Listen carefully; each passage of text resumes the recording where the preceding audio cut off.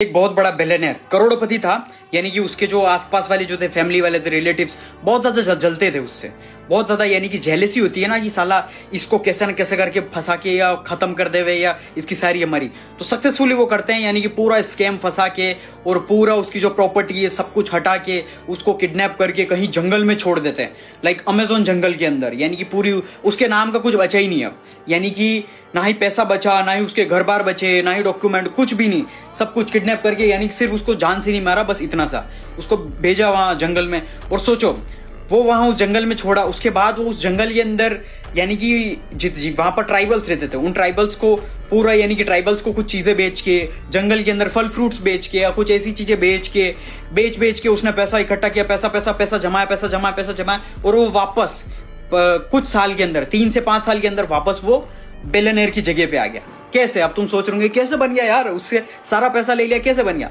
That is one thing, sales skill, sales and marketing skills. अगर तुमको sales skill आती है, बेचना आता है कुछ भी चीज, उसने कैसे, यानी कि उसको जंगल में ही बेच दिया, उसने फल फ्रूट बेच के, कुछ चीजें बेच के पैसा कमाया उन ट्राइबल्स को, फिर उसने अपनी सिचुएशन अच्छी करके फिर ऐसे करके मार्केट में आया और अच्छी चीजें बेच के सेल्स स्किल्स को यूज करके उसने वापस अगेन वो बिलियनर पे आ गया।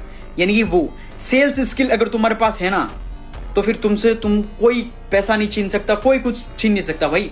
वो वापस जीरो पे आ गया था, बिलियनर से डायरेक्ट जीरो पे आ गया, लेकिन वापस वो बिलियनर बन गया। कैसे? Because of sales skill. इसीलिए स्किल सीखने पर ध्यान दो, स्किल तुमसे कोई छीन नहीं सकता भाई। पैसा अगर तुमसे छीन लिया, तुम्हारे पास स्किल नहीं है, वापस पैसा कैसे बना, तो भाई तुम कुछ भी नहीं कर सकते, समझ रहे हो ना? इसीलिए